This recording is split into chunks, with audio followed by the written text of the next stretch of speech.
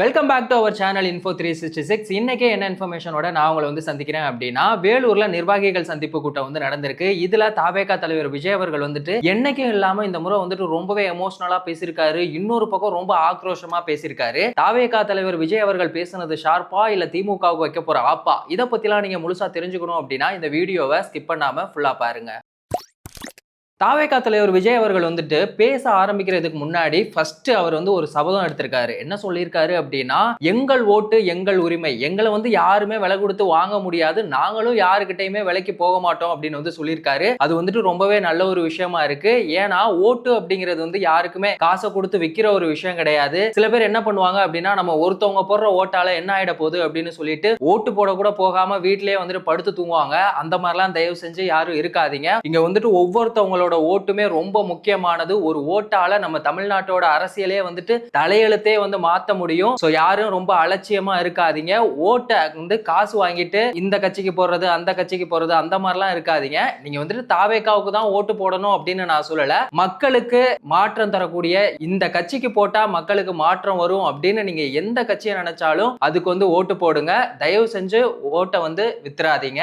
இன்னொரு விஷயம் என்ன அப்படின்னா, ஒரு குட்டி ஸ்டோரி சொல்லி ஸ்டார்ட் பண்ணியிருக்காரு. அது ரொம்பவே நல்லா இருந்துச்சு. அந்த குட்டி ஸ்டோரியில அவர் ஃபைனலா சொன்ன ஒரு விஷயம் என்ன அப்படின்னா, நம்ம தோக்குறோமோ ஜெயிக்கிறோமோ முதல்ல சண்டை செய்யணும். அதாவது அரசியல்ல இவ்வளவு அனுபவம் இருந்தாதான் அவனால ஜெயிக்க முடியும் அப்படின்லாம் இல்ல. அது எவ்வளவு பெரிய கட்சியா இருந்தாலும் நம்ம எதிர்த்து நிக்கிற அந்த தைரியம் வேணும். அது நான் அப்படின்னு சொல்லல, நாம எல்லாரும், அது எல்லாமே சேர்ந்ததுதான் தமிழக வெற்றி கழகம் அப்படின்னு சொல்லியிருக்காரு. அது திமுகவோட ஆட்சிக்கு மாற்று கட்சியா இருக்கும் அப்படின்னு வேற சொல்லியிருக்காரு. சோ அது எந்த அளவுக்கு உண்மை அப்படிங்கிறது இந்த 2026 சட்டமன்ற தேர்தல்ல கண்டிப்பா தெரிஞ்சிரும். இன்னொரு முக்கியமான ஒரு விஷயம் எனக்கு ரொம்ப பிடிச்சிருந்துச்சு. அதாவது எந்த ஒரு முறையும் நடக்காத மாதிரி இந்த முறை ஒரு அதிசயமான எலெக்ஷன் நடக்க போகுது. இந்த அதிசயமான எலெக்ஷன் யாருக்கு இடையில நடக்குது அப்படின்னா, திமுகவுக்கும் ஊழலுக்கும், திமுகவுக்கும் லஞ்சத்துக்கும், இந்த மாதிரி நிறைய சொல்லிட்டு ஷார்ட்டா சொல்லணும் அப்படின்னா, இது நம்ம ஸ்டாலின் சாருக்கும் விஜய் அவர்களுக்கும் நடக்கிற ஒரு போட்டி அப்படின்னு சொன்னாரு. உடனே சத்தம் பயங்கரமா இருந்துச்சு. அந்த மாதிரி தான் அவர் திரும்ப திரும்ப சொல்றது. ரெண்டே பேருக்கு இடையில தான் போட்டி. ஒன்னு தீய சக்தி, இன்னொன்னு தூய சக்தி.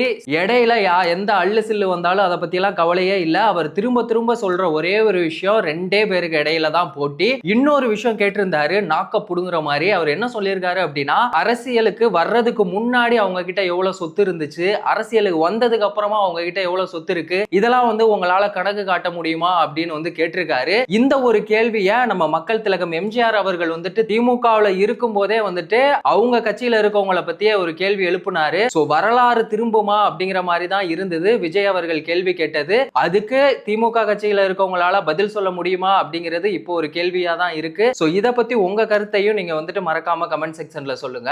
இன்னொரு முக்கியமான ஒரு விஷயம் சொல்லியிருந்தாரு. திமுக திமுகவோட ஆட்சி அதுக்கு பெண்களே சாட்சி அப்படின்னு சொல்றாங்க. ஆனா இந்த திமுகவோட ஆட்சியில பெண்களுக்கு பாதுகாப்பு இருக்கா அப்படின்னா அது இல்ல அப்படின்னு தான் சொல்லணும். ஏன்னா தொடர்ந்து பெண்களுக்கு எதிரான குற்றங்களும் வன்கொடுமைகளும் நடந்துகிட்டே தான் இருக்கு. இது வி சேஃப் அப்படி கிடையாது, வி ஆர் நாட் சேஃப் அப்படிங்கிற மாதிரி தான் திமுகவோட ஆட்சி இருக்கு. நாங்க ஆட்சிக்கு வந்தோம் அப்படின்னா பெண்களுக்கு 100% பாதுகாப்பு அளிக்கப்படும் அப்படின்னு சொல்லியிருக்காங்க. இங்க நம்ம நாட்டை பொறுத்த வரைக்கும் பெண்களுக்கு அவங்களுக்கான முன்னுரிமையா இருக்கட்டும் இல்ல பாதுகாப்பா இருக்கட்டும் அது ரொம்பவே தேவைப்படுது. சோ அதுக்காகவாவது கண்டிப்பா ஒரு மாற்றத்திற்கான ஒரு ஆட்சி வேணும். அது டிவிகேவா தான் இருக்கணும் அப்படின்னு நான் சொல்லல. அது மாற்றத்திற்கான எந்த கட்சியா இருந்தாலும் சரி, அந்த கட்சியில பெண்களுக்கான முன்னுரிமையும் பாதுகாப்பும் வேணும். வேலை கொடுக்கிற விஷயத்திலையும் அவங்களுக்கும் ஒரு சமமான ஒரு உரிமைகள் வழங்கப்படணும் அப்படிங்கிறது தான் என்னோட கருத்து. இதுதான் மக்களோட கருத்தாவுமே இருக்கு. எப்பவுமே நாம தாவேகா தலைவர் விஜய் அவர்கள் ரொம்ப ஆக்ரோஷமா கோவமா பேசிதான் பார்த்திருக்கோம், சிரிச்சு கூட பார்த்திருக்கோம். ஆனா இந்த முறை எந்த முறையும் இல்லாத அளவுக்கு ரொம்பவே எமோஷனல் ஆயிட்டாரு. அந்த ஒரு விஷயம் தான் ரொம்பவே கஷ்டமா இருந்துச்சு. அவர் என்ன சொல்லியிருக்காரு அப்படின்னா, ஒரு நிருபர் ஸ்டாலின் அவர்கள்ட்ட கேட்டிருக்காங்க. அதுக்கு அவர் எனக்கு எதிரின்னு யாருமே இல்ல, எனக்கு எல்லாருமே நண்பர்கள் தான் அப்படின்னு சொன்னாங்க. அப்ப நண்பர்கள் தான் அப்படின்னு நீங்க சொல்றீங்க, ஆனா கரூர் விவகாரத்துல ஏன் சார் என் மேல பழி போட்டீங்க அப்படின்னு ஒரு கேள்வி கேட்டாரு. அந்த கேள்வி நியாயமானதானே மக்களே? அவர் மட்டுமா அதுக்கு காரணம்? லேட்டா வந்தது அவரோட தப்பா இருக்கட்டும், கண்டிப்பா அது அவர் சைடுல உள்ள ஒரு ப்ராப்ளம் தான். ஆனா இந்த சம்பவத்துக்கு அவர் மட்டும்தான் முழுக்க காரணம் அப்படிங்கறத யாராலையுமே ஏத்துக்க முடியாது. சரியான ஒரு காவல்துறை பாதுகாப்பு கிடையாது. அதுக்கு யார் காரணம்? இப்ப ஆட்சியில இருக்க திமுக தானே. ஆனா அவங்க சைடுல இருக்க பிரச்சனை ப்ராப்ளம் எல்லாத்தையுமே விட்டு விட்டுட்டு ஒரு தனி நபர் மேல வந்து ஒரு தாக்குதல் வைக்கிறதுங்கிறது எந்த விதத்திலுமே சரியாகாது. அது மட்டும் இல்லாம இங்க எத்தனையோ கட்சிகள் வந்துட்டு பிரச்சாரம் பொதுக்கூட்டம் எல்லாமே நடத்திட்டு தான் இருக்காங்க. ஆனா அவங்களுக்கு எந்த ஒரு இடையூறுமே வர்றதில்ல. ஆனா விஜய் அவர்கள் என்னைக்கு வந்துட்டு ஏதாவது ஒரு பொதுக்கூட்டம் போடுற, ஒரு ரோட் ஷோ நடத்துற, அந்த மாதிரி எப்ப சொன்னாலும் சரி அது காவல்துறை வந்துட்டு உடனே பெர்மிஷன் தர்றதில்ல. ஒரு வாரம் 10 நாள்னு சொல்லி இழுத்தடிச்சு கவர்மெண்ட்டுக்குன்னு ஒரு ரூல்ஸ் இருக்கு, இந்த மாதிரி கூட்டத்தை வைக்கணும் அப்படின்னா அந்த மாதிரியான ரூல்ஸ் எல்லாம் வந்துட்டு பிரேக் பண்ற மாதிரி இருக்கு அப்படின்னு சொல்லி ஏகப்பட்ட குடைச்சல் கொடுத்து அவரை ரொம்பவே வந்து டார்ச்சர் பண்ணிட்டு இருக்காங்க. இதனால அந்த மனுஷன் வந்துட்டு இன்னைக்கு ரொம்பவே கண் கலங்கிட்டாரு. அதை பாக்குறதுக்கே வந்து ரொம்பவே கஷ்டமா இருந்துச்சு அப்படின்னு தான் சொல்லணும். எல்லாருமே சொல்றாங்க தாவேகா வந்து ஒரு கட்சியே கிடையாது, நாங்க வந்துட்டு அந்த கட்சியை பத்தி கவலைப்படுறதே இல்ல, அதெல்லாம் ஒரு கட்சியே இல்லைன்னு சொல்றாங்க. ஆனா சொல்லிட்டு எதுக்காக எல்லாருமே வந்துட்டு தாவேகா கட்சியை பார்த்து பயப்படுறாங்க அப்படின்னு தான் தெரியல. ஏன்னா அவ்வளவு ஒரு பிரஷரை வந்து அவருக்கு கொடுக்குறாங்க. நான் வந்து அரசியல் விமர்சனமா போக வேணாம் அப்படின்னு நினைக்கிறேன். ஒரு தனி மனிதரை வந்துட்டு பர்சனல் லைஃபை பத்தி பேசுறதுக்கு இங்க யாருக்குமே ரைட்ஸ் இல்ல. நீங்க வந்துட்டு ஒரு விமர்சனம் பண்றீங்க அப்படின்னா அந்த விமர்சனம் வந்து அரசியல் ரீதியா தான் இருக்கணும். அது அவரோட பர்சனல் லைஃபை பத்தி உங்களுக்கு என்ன கவலை? அதுவும் இல்லாம தப்பு தப்பா பேசுறீங்க, நசன்னு அவரை பத்தியே தான் 24 மணி நேரமும் பேசுறீங்க. ஒரு கட்சி வச்சிருக்கீங்கன்னா அதை மக்களுக்காக நீங்க என்ன பண்ணலாம் அப்படிங்கறத யோசிங்க. அதை விட்டுட்டு அவரை பத்தியே 24 மணி நேரமும் யோசிச்சுட்டு இருந்தா இதெல்லாம் என்னது? மக்களுக்கான ஆட்சிங்கிறது ஒரு நல்ல ஆட்சியா இருக்கணும். அதுக்கு யாரு தகுதியானவரா இருப்பாரு அப்படிங்கறத நீங்க தான் மக்களை தேர்ந்தெடுக்கணும். இன்னொரு முக்கியமான ஒரு விஷயம் வந்து சொல்லியிருந்தாரு, அது எனக்கு ரொம்பவே பிடிச்சிருந்துச்சு. தமிழ்நாட்டு மக்கள் எல்லாருமே வந்துட்டு முட்டாள் கிடையாது, அவங்க எல்லாருமே வந்துட்டு சூப்பர், அதாவது சூப்பர் ஸ்டார் மாநிலமா இருக்கு அப்படின்னு வந்து சொல்லியிருக்காங்க. அது வந்துட்டு கேட்கறதுக்கே ரொம்பவே நல்லா இருந்துச்சு. ஆனா அது யாரோட காலத்துல இருந்துச்சு அப்படிங்கிறது தான் இங்க ரொம்ப முக்கியமான ஒரு விஷயம். எம்ஜிஆர் அவர்கள் காலமா இருக்கட்டும், இல்ல காமராஜர் காலம், அறிஞர் அண்ணா அவங்கலாம் இருக்கும்போது தமிழ்நாடு வந்து ஒரு சூப்பர் ஸ்டார் மாநிலமா தான் இருந்தது. ஆனா ஸ்டாலின் அவர்களோட ஆட்சியில வந்துட்டு அந்த மாதிரி இருக்கா?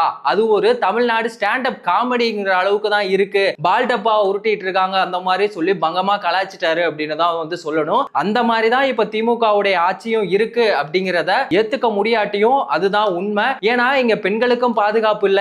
எதுக்கெடுத்தாலும் நம்மளோட ஒரு சின்ன தேவைக்காக கூட நம்ம ரோட்ல நின்னு போராட வேண்டியதா இருக்கு. அவங்க என்ன பண்றாங்க, எலெக்ஷன் டைம்ல அந்த கோரிக்கையை வந்து நிறைவேற்றுறாங்க. மத்த நேரத்துல அதை என்னன்னு கூட இங்க கண்டுக்கிறதுக்கு யாருமே நேரம் இல்ல. ஆனா ஒரு படத்தை பார்த்துட்டு வந்துட்டு அந்த படத்துக்கு அந்த படம் வந்து நல்லா இருக்கு அப்படின்னு சொல்லி அவங்களுக்கு ரிவ்யூ பண்றதுக்குலாம் வந்து டைம் இருக்கு.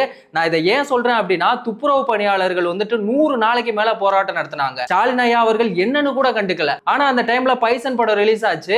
அப்போ அந்த படத்தை பார்த்துட்டு அதுக்கு ரிவ்யூ கூப்பிட்டு மாரி செல்வராஜ் அவர்கள் எல்லாம் வந்துட்டு புகழ்ந்து பேசியிருந்தாரு. இதெல்லாம் கேட்கறதுக்கே எவ்வளவு கேவலமா இருக்கு. நான் வந்துட்டு உங்களை படம் பார்க்க வேணாம், ஒரு அரசியல் தலைவர் வந்து படம் பார்க்க கூடாதா அப்படின்னு நீங்க கேட்கலாம். நான் அதை வந்து தப்புன்னு சொல்லல. ஆனா இங்க மக்கள் போராடிட்டு இருக்கும்போது நீங்க பாட்டு ஜாலியா படம் பார்த்துட்டு இருந்தீங்கன்னா இது வந்து மக்களுக்கான ஆட்சியா இல்ல என்ன நடத்திட்டு இருக்குங்க? ஆக்சுவலி நான் வந்து எந்த கட்சியை சார்ந்து பேசல, நான் அதுக்காகவும் வரல. நம்ம சேனல்லையும் கூட நம்ம இது வரைக்குமே எந்த ஒரு கட்சியை பத்தியுமே சார்ந்து பேசினது இல்ல.